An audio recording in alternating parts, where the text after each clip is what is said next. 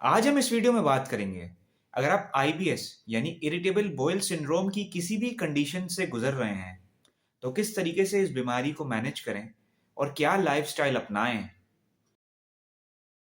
सबसे पहले तो जो हजरात आईबीएस यानी इरिटेबल बोयल सिंड्रोम को नहीं जानते, उनको इसके हवाले से मुख्तसर सी बात करके समझाता हूँ। इरिटेबल बोयल सिंड्रोम यानी ये आंतों का मसला होता है। इसकी 3 कंडीशंस अमूमन होती हैं, जैसे कि आईबीएस डी जिसको कहते हैं आईबीएस डायरिया, आईबीएस सी यानी आईबीएस कॉन्स्टिपेशन और आईबीएस एम यानी जिसमें मिक्स्ड कंडीशन होती है, यानी कि लोगों को डायरिया और कॉन्स्टिपेशन यानी उनको मोशन की सूरत हाल और कब्ज़ की सूरत हाल दोनों होती है। और ये बीमारी इंसान के लिए बहुत मुश्किलात पैदा करती है, यानी उसका लाइफ जो ज़िंदगी का नॉर्मल रूटीन होता है वो बहुत ज़्यादा डिस्टर्ब हो जाता है। अब किस तरीके से इस बीमारी को मैनेज करना है और अपने आप को सँभालना है। हेनरी फोर्ड का बहुत मशहूर कॉल है, whether you think you can or you think you can't, you are right. इसका मतलब है यकीन की ताकत। आप यकीन रखिए कि आप ठीक हो जाएंगे और आप ठीक हो रहे हैं और आप बेहतर हो रहे हैं पहले से। यानी अपने दिमाग में पॉजिटिव अच्छे ख़यालात डालिए। बहुत मुश्किल होता है क्योंकि इस बीमारी में बहुत सारे विटामिन्स की और न्यूट्रिएंट्स की बंदे के जिस्म से कमी हो जाती है, जैसे विटामिन बी 12 और विटामिन डी की कमी, जिसकी वजह से स्ट्रेस और चिड़चिड़ापन हो जाता है। बंदा डिप्रेशन में रहता है और परेशान रहता है। एक छोटी सी बात जो शायद किसी और को तंग ना करे, आईबीएस के पेशेंट्स को तंग करेगी बहुत। तो आपको इस बीमारी से लड़ना है। किस तरीके से? अपने दिमाग को बार बार समझाना है, ये बोलकर कि मैं ठीक हो रहा हूँ, मैं ठीक हो रही हूँ, मैं ठीक हो जाऊंगी और मैं पहले से बहुत बेहतर हूँ। Your mind is a powerful thing. When you fill it with positive thoughts, your life will start to change. अब आप देखिए, इस कॉल का सीधा सीधा मतलब ये है कि आपका दिमाग एक बहुत ताकतवर चीज़ है। अगर आप इसको अच्छे ख़यालात अ, से भरेंगे तो आपकी ज़िंदगी तब्दील होगी। ये बात भी पावर ऑफ मैनिफेस्टेशन से कहीं न कहीं मिलती-जुलती है। यानी गुमान की ताकत, जैसे कि दीन इस्लाम में गुमान की ताकत के ऊपर बहुत बात की जाती है कि अल्लाह ताला ये फ़रमाता है, मैं तुमसे वैसा मामला करूँगा जैसा तुम मुझसे गुमान करोगे। अब आप किसी भी मसाइल में गुज़र रहे हैं, तो आप ये सोचिए कि मैं बेहतर हो जाऊँगा और मैं बेहतर हो रही हूँ और ये सिर्फ़ ज़िंदगी के उतार-चढ़ाव हैं, यानी ups and downs of life हैं। आप इन ख़यालात से अपने दिमाग को भरेंगे, तो आपकी ज़िंदगी बेहतर बनेगी। ना कि आप ये कीजिए कि अपने मसाइल की वजह से दूसरे लोगों के लिए मसाइल पैदा करें। क्योंकि देखिए, ज़िंदगी में मामलात ऐसे ही रहते हैं, कभी परफ़ेक्शन नहीं आती है। अब बात रही किस तरीके से इस बीमारी को ख़त्म किया जाए जड़ से। देखिए, एलोपैथिक मेडिसिन के ज़रिए इस बीमारी को अच्छे तरीके से मैनेज किया जा सकता है, इसमें कोई शक नहीं है। हम किसी भी इलाज के बारे में ये नहीं कहेंगे कि ये फलाँ इलाज यानी एलोपैथिक गलत है, होम्यो सही है या हिकमत या आयुर्वेद अ, अच्छा है और फलाँ इलाज गलत है। ये कहना गलत है क्योंकि कहीं न कहीं से फ़ायदा तो होता ही है। मगर जो नेचुरल मेडिसिन, जो कुदरती दवाइयाँ हैं, ये मर्ज़ उसी से ख़त्म होगा। जैसे कि हिंदुस्तान में आयुर्वेद बहुत ज़्यादा है, आयुर्वेद के ज़रिए लोगों को बहुत शिफ़ा पहुँचती है। उसके अलावा यूनानी तिब, हर्बल मेडिसिन्स, ग्रीक मेडिसिन जिनको हम कहते हैं, उससे फ़ायदा पहुँचता है, होम्योपैथी से फ़ायदा पहुँचता है और चाइनीज़ मेडिसिन से बहुत फ़ायदा पहुँचता है। और कुछ पेशेंट्स जो हिजामा यानी कपिंग थेरेपी करवाते हैं, उनसे भी इनको फ़ायदा पहुँचता है। ये जैसे कहते हैं ट्रायल एंड एरर से मामलात जो हैं अ, करने पड़ते हैं बंदे को। मिसाल के तौर पे हो सकता है कोई चीज़, कोई इलाज आपको रास आ जाए, दूसरे बंदे को ना आए, कोई दूसरे बंदे को आ जाए, आपको ना आए। तो आपको उससे काफ़ी गुज़रना पड़ेगा। जैसे कि आप होम्यो ट्राई करते हैं, आपको होम्यो से फ़ायदा ना पहुँचे, तो इसका मतलब ये नहीं है कि होम्यो इलाज गलत है। आपको नहीं पहुँचा, कोई बात नहीं, आप दूसरा रास्ता इख्तियार कीजिए।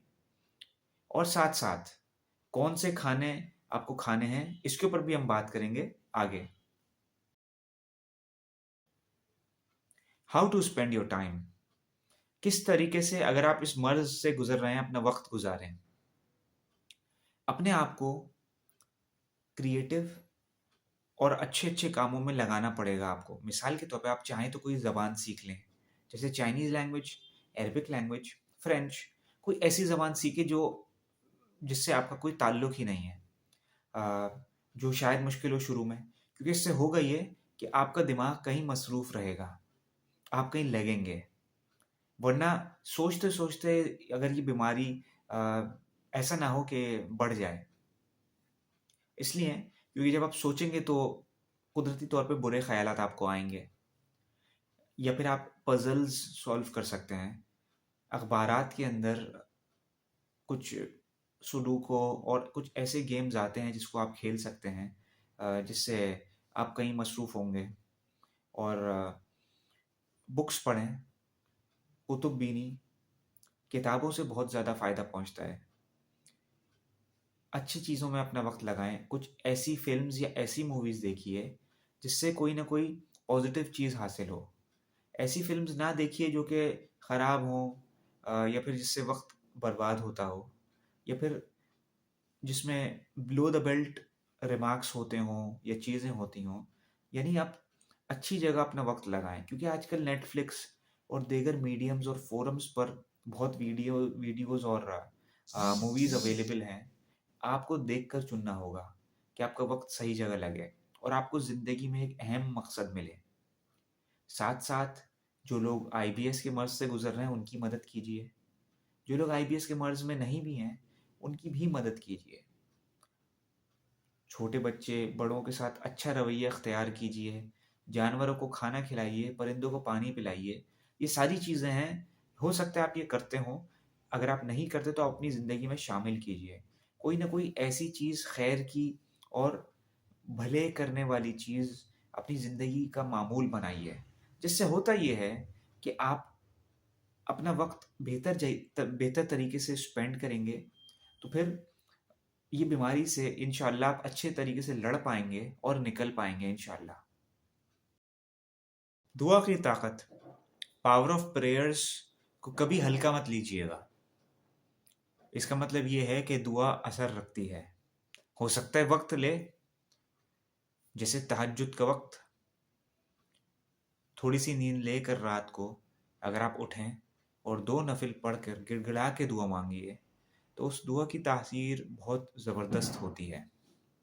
हमारे शेख हकीम तारिक साहब फरमाते हैं कि अगर गाड़ी ट्रैफ़िक में जा रही होगी तो उसको मंज़िल में पहुँचने-पहुँचने में टाइम लगेगा, वक़्त लगेगा। लेकिन अगर गाड़ी ऐसे वक़्त पे गुज़र रही हो जब रोड बिल्कुल खाली है, सड़कें बिल्कुल खाली हैं, तो मंज़िल पे जल्दी पहुँचेगी। तो तहज्जुद की मिसाल भी कुछ ऐसे ही है। जब पूरी दुनिया सो रही होती है तो चंद दीवाने उठकर अल्लाह से दुआ माँगते हैं अपनी बीमारी या किसी भी मुश्किल को हल करने के लिए। हालाँकि अल्लाह ताला जो है इसके ऊपर गालिब है। अगर आप अभी दुआ माँगिए तो अभी भी कबूल हो सकती है, ख्वाह वो रात का वक़्त हो या दिन का वक़्त हो। मगर तहज्जुद की अहमियत एक अपनी मानंद है। उसके अलावा दुआए हज़रत अय्यूब, रब्बी अन्नी मस्सनी यज़ुर्रु व अंत अरहमुर राहिमीन। इस दुआ का तर्जुमा है, ए रब मुझे ये तकलीफ़ लग गई है और तू रहम करने वालों में सबसे बढ़कर रहम करने वाला है। आपको इसके मुतराजिम यानी ट्रांसलेशंस हो सकता है थोड़ी बहुत मुख्तलिफ भी मिलें, यानी हो सकता है जैसे यहाँ पर तकलीफ़ का लफ्ज़ इस्तेमाल हुआ है, कहीं बीमारी का लफ्ज़ इस्तेमाल हो, मगर मकसद वही है। उसके अलावा आप किसी भी वक़्त दुआ करें गिड़गिड़ा के कि आपको इरिटेबल बॉयल सिंड्रोम से या किसी और मर्ज़ से शिफ़ा मिल जाए। और ये बात तो ज़रूर मुझे आपको बतानी चाहिए कि आप रब्बी अन्नी मस्सनी यज़ुर्रु व अंत अरहमुर राहिमीन को कितनी मर्तबा पढ़ें। आप इसको लगातार खुला पढ़ें, चलते-फिरते, उठते-बैठते हर जगह पढ़ें सिवाय टॉयलेट के। अब इसको हर जगह पढ़ें और एक अपना टारगेट सेट कर लें कि मुझे इसको 1.5 लाख मरतबा पढ़ना है या 1.25 लाख मरतबा पढ़ना है। जितना ज़्यादा पढ़ें और गिड़गिड़ा के रो रो के पढ़ें और तसव्वुर ये कीजिए कि मेरी बीमारी ख़त्म हो रही है।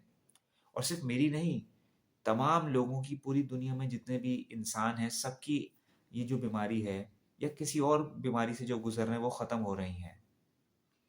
इसकी तासीर और ताकत बढ़ जाएगी। मेडिटेशन यानी मुराकबा। आजकल मुराकबे को बहुत फ़रोग़ दिया जा रहा है। मगरिब स्पिरिचुअलिटी की तरफ बहुत ज़्यादा आ रहा है, तो वो इसको प्रमोट कर रहा है बहुत ज़्यादा। उसके अलावा हिंदुस्तान में जो योगी हैं वो बहुत इसको फ़रोग़ देते हैं और इस्लाम में सूफ़िया कराम अ, बहुत तरजीह देते हैं कि बंदा मुराकबा करे।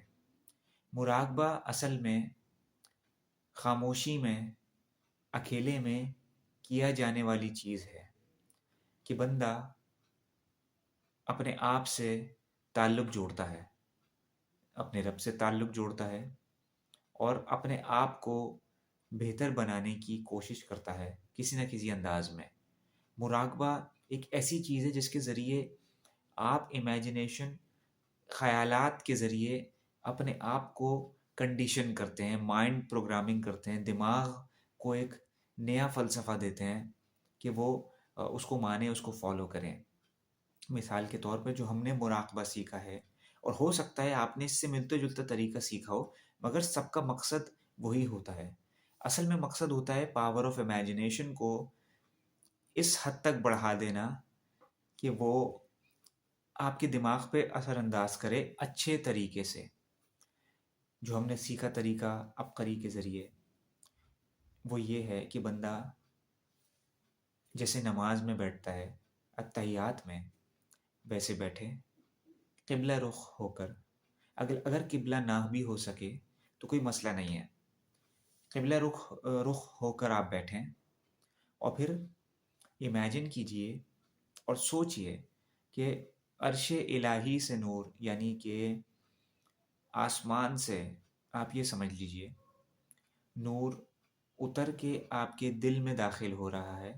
यानी सुनहरी सी रोशनी, गोल्डन लाइट आपके दिल में दाखिल हो रही है या फिर यहाँ पे दाखिल हो रही है। जो भी कीजिए, जो आपको बेहतर लग रहा है। दिल में मिसाल के तौर पे आप ये इसको सोचते हैं, इमेजिन करते हैं कि दिल में दाखिल हो रही है। फिर ये रोशनी आपके पूरे जिस्म में फैल गई। या इसी तरीके से अगर वो रोशनी आपके यहाँ से दाखिल हो रही है, दिमाग में दाखिल हुई इस जगह से, यानी पेशानी के पास से ये जगह से दाखिल हुई, तो फिर आप ये इमेजिन कीजिए कि पूरे जिस्म में वो रोशनी फैल गई और आपका पूरा जिस्म रोशन हो गया। अच्छा, अब आपको सोचना ये है कि आपका दिल कह रहा है अल्लाह, अल्लाह, और फिर पूरा जिस्म आपका रोशन हो गया और फिर हर जिस्म के अंग अंग से, रुएं रुएं से बीमारी ख़त्म हो रही है, परेशानी ख़त्म हो रही है, कोई और मसला जिस्मानी या रूहानी मसला ख़त्म हो रहा है। आप मज़बूत बन रहे हैं, आपके अंदर ताकत आ रही है, आपके अंदर क़ुव्वत आ रही है, आपकी इम्यून सिस्टम या क़ुव्वत मुदाफ़ियत मज़बूत हो रहा है। आप एक बेहतर इंसान बन रहे हैं, आपके अंदर चिड़चिड़ापन और तमाम मसाइल ख़त्म हो रहे हैं। अच्छा, याद रहे, मुराकबा बहुत अहम हल है और इससे बीमारियाँ, दुख तकलीफ़ें, परेशानियाँ ख़त्म हो जाती हैं। मगर आप अगर दवाई भी खा रहे हैं और कोई और मेडिकेशन ट्राई कर रहे हैं, ख़्वाह वो स्ट्रेस की हो, डिप्रेशन की हो या कोई और मर्ज़ की हो, तो उसको ना छोड़िए। तो मुराकबे के ज़रिए सोचिए कि मैं इस मर्ज़ से जो गुज़र रहा हूँ या इस बीमारी से जो गुज़र रहा हूँ वो भी ख़त्म हो रहा है। सोचते रहें, सोचते रहें, सोचते रहें। 5 मिनट का मुराकबा कीजिए, 10 मिनट का, हल्के-हल्के वक़्त बढ़ाते रहें। अगर आपके पास वक़्त नहीं है तो कोशिश कीजिए रात को सोने से पहले 5 मिनट का कर लीजिए मुराकबा, या सोकर उठने के बिल्कुल फ़ौरन बाद 5 मिनट का कर लीजिए। अगर आपके पास वो भी नहीं है तो कम से कम 5 मिनट दीजिए। लेकिन अगर आप वो भी नहीं दे सकते तो मेरा मशवरा है, आप दिन में 1 मिनट, 2 मिनट दीजिए, जब आपको वक़्त मिले दीजिए। ऑफ़िस में कहीं आप बैठे हुए हैं, आप अत्तहियात की शक्ल में नहीं बैठ सकते, तो आप ऑफ़िस में बैठे हैं, आपको कभी न कभी फ़राग़त का वक़्त तो ज़रूर मिलेगा ना, आँख बंद करके बस यही सोच लीजिए जो मैंने आपको बताया कि अर्श इलाही से नूर आपके पेशानी के पास यानी यहाँ से दाख़िल हो रहा है या फिर दिल में दाख़िल हो रहा है। आप वहीं पे सोच लीजिए, आप कभी स्कूल वैन में, यूनिवर्सिटी की वैन में हों, ऑफ़िस से घर आ रहे हों, यहाँ तक कि बाज़ार में अगर फ़ारिग बैठे हों, तो बस ये थोड़ा-सा सोच लीजिए और जिस दिन आपकी छुट्टी हो उसमें थोड़ा-सा ज़्यादा कर लीजिए। इसको आपको मामूल बनाना है और ये आपके ऊपर है आप कैसे करते हैं। आपको हल्के-हल्के महसूस होगा, आप रूहानी तौर पे मज़बूत होंगे और आपको फ़र्क महसूस होता जाएगा। सूरह रहमान थेरेपी या सूरह रहमान की तिलावत सुनना आजकल बहुत मशहूर हो रही है मुस्लिम दुनिया में। और अगर सूरह रहमान की तिलावत कारी अब्दुल बासित साहब की आवाज़ में हो तो क्या बात है, वरना आपको जो तिलावत मिले आप उसको सुनिए। कारी अब्दुल बासित साहब की तिलावत 20 मिनट की है। बहुत ही तवज्जो से सुनिए और आपको फ़र्क खुद महसूस होगा। लगेगा कि वाक़ई में आपके कानों ने कुछ सुना है। आप तवज्जो से सुनिए, आपको फ़र्क महसूस होगा। सबसे पहला फ़ायदा जो कि खुद मेरा आज़मूदा है वो ये कि आपको ये महसूस होगा कि डिप्रेशन और स्ट्रेस ख़त्म हो गया और आपको मुमकिन है इसको सुनते वक़्त या सुनने के बिल्कुल बाद अच्छी नींद और गहरी नींद आ जाए। तो ये एक पॉज़िटिव फ़ायदा है। आप किसी और की तिलावत भी सुनते हैं सूरह रहमान की तो उससे भी फ़ायदा होगा। अगर आप गैर मुस्लिम हैं, आप तब भी सुनिए। एक मशहूर डॉक्टर जो लाहौर में हैं, उन्होंने इसको फ़रोग़ दिया और उन्होंने ईसाई हज़रात को इसको सुनाया और ईसाई ने पाकिस्तान के ईसाई हज़रात ने इसको वेलकम किया। उन्होंने कहा ये प्रेयर है और उन्होंने इससे फ़ायदा उठाया। तो इससे आप भी फ़ायदा उठाइए। आप आईबीएस के मर्ज़ या किसी भी मर्ज़ से गुज़र रहे हैं, इसको सुनिए। या आप अगर किसी मर्ज़ से नहीं भी गुज़र रहे, डिप्रेशन से गुज़र रहे हैं, आप इसको सुनिए। दिन में 3 टाइम बना लीजिए। मिसाल के तौर पे आप 7 दिन शुरू में अ, सुबह, दोपहर, शाम जैसे आप खाना खाते हैं उसी अंदाज़ में सुनिए। सुबह, दोपहर, शाम नहीं कर सकते तो सुबह, शाम, रात कर लीजिए। किसी भी 3 मुख्तलिफ़ औक़ात में इसको सुनिए। कॉन्सन्ट्रेशन के साथ, तवज्जो के साथ और उसके बाद 7 दिन के बाद इसको आप अ, दिन में 1 बार सुन लें। ये आपके ऊपर है। आप इसको जब भी सुनना चाहें, जब भी आपको वक़्त मिले क्योंकि मसरूफ़ ज़िंदगी हो गई है। हो सकता है रोज़ आप 3 बार ना सुन सकें, लेकिन कम से कम शुरू में 7 दिन तो 3 बार इसको सुनने की तरतीब बनाइए और उसके बाद इसको आप जब भी परेशान हो तब तो ज़रूर सुनिए और आप इसको चाहें तो सारी ज़िंदगी 3 बार भी सुन सकते हैं। लेकिन ये मुख्तलिफ़ लोगों के तजुर्बात हैं, फ़ायदा ज़रूर होगा इसको सुनने का। योगा बहुत अहम चीज़ है।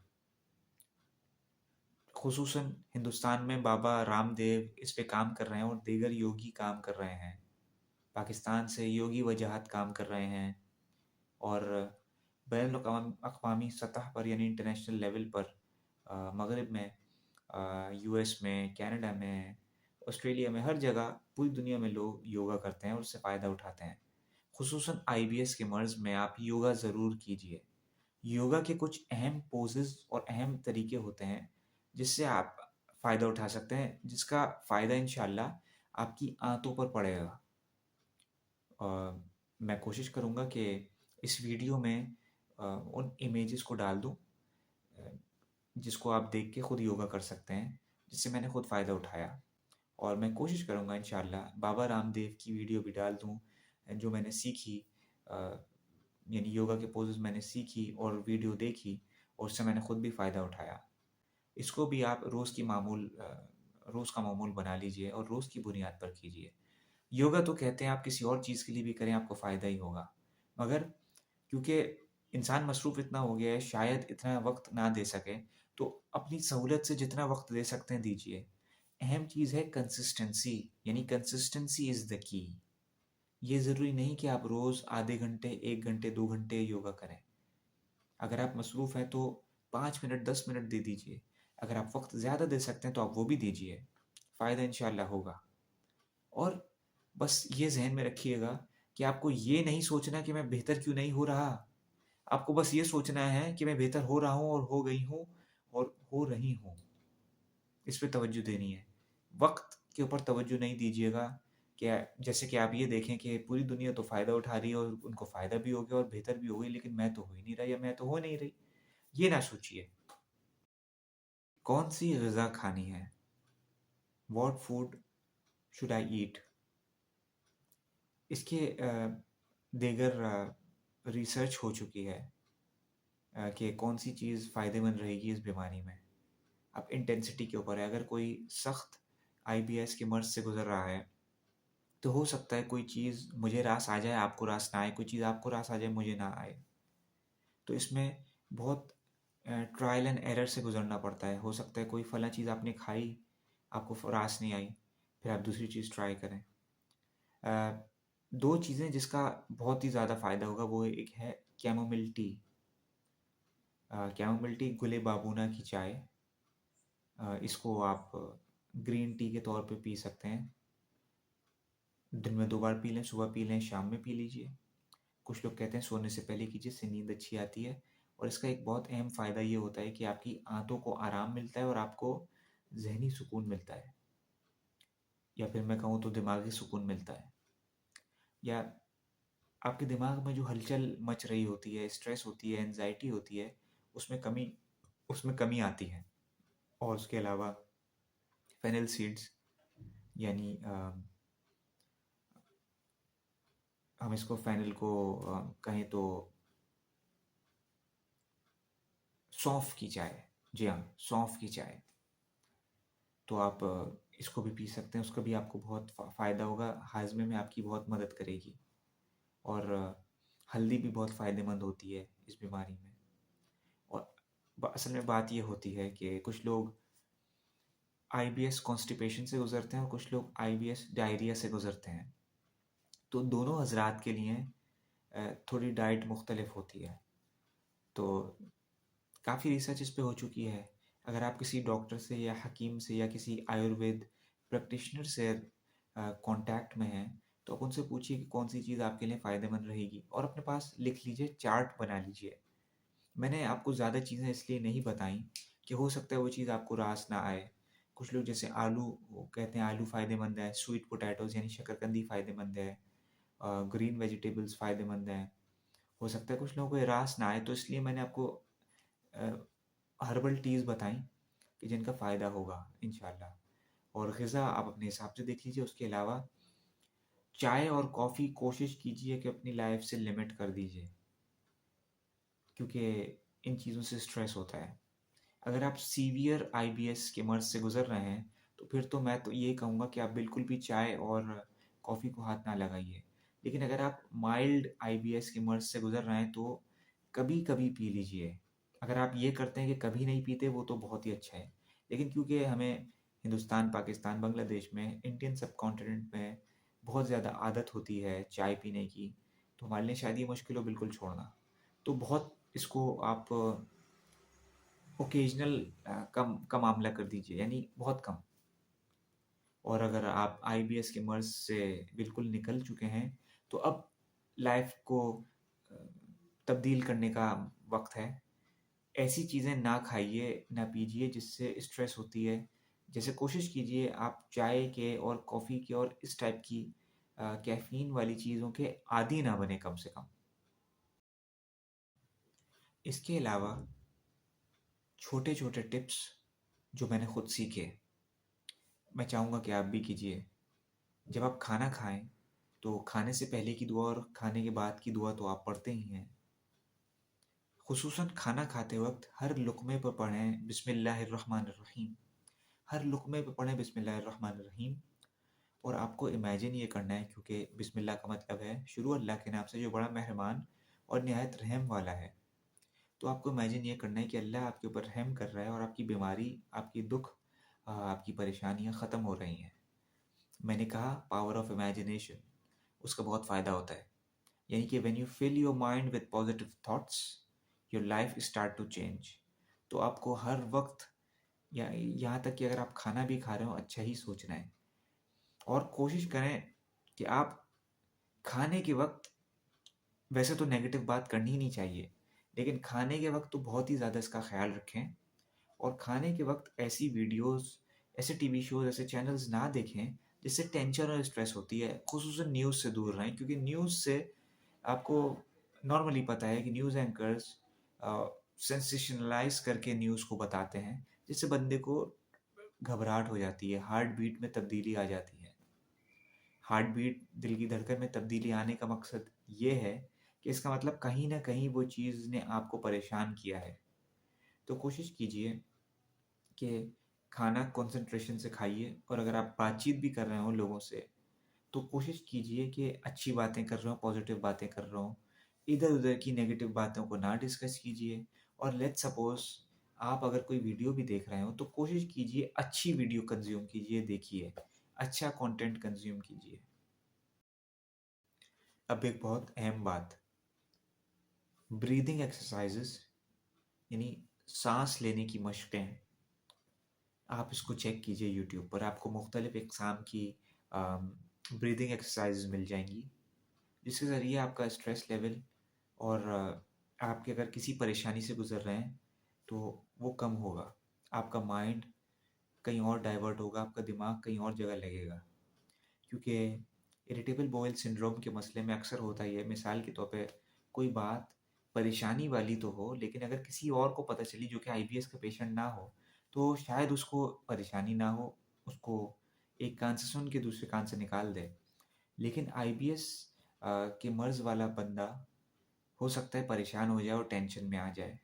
उसके लिए बहुत सारी चीज़ें जैसे मैं बता चुका हूँ वो तो कीजिए, लेकिन शॉर्ट टर्म में मिसाल के तौर पे आप अभी स्कूल में, ऑफ़िस में या यूनिवर्सिटी में या फैमिली में बैठे हैं और आप एकदम से परेशानी में आ गए या कोई ऐसी चीज़ हुई जिसने आपको परेशान कर दिया, तो आप फ़ौरन ब्रीदिंग एक्सरसाइज़ कीजिए। साँस लेने की मशक़ें, आपको इसके दीगर तरीके मिलेंगे, आप उसको कीजिए। कोई एक तरीका मैं आपको इसलिए नहीं बता रहा कि आपको इसक दीगर ब्रीदिंग एक्सरसाइज़ मिल सकती हैं, जिसका आपको यकीनन फ़ायदा होगा। और ये वीडियो कोशिश कीजिए दूसरों तक पहुँचाइए जो आईबीएस से गुज़र रहे हैं और अगर कम से कम आप ये भी कर दीजिए कि इस वीडियो में जो मैंने बातें बताई हैं आपको, उसको अपने पास लिख लीजिए और फिर उसको दूसरों तक फैलाइए और ख़ुद भी फ़ॉलो कीजिए। खैर फैलाना बहुत अहम चीज़ है इस दौर में, क्योंकि आजकल खैर इतना नहीं फैल रहा, शर यानी ईविल फैल रहा है ज़्यादा से ज़्यादा। तो हमें कोशिश करनी है कि खुद भी और दूसरों को आईबीएस और दीगर अमराज से निकालना है और कोशिश करनी है कि लोगों तक अच्छा कंटेंट पहुँचे। बहुत शुक्रिया इस वीडियो को देखने के लिए।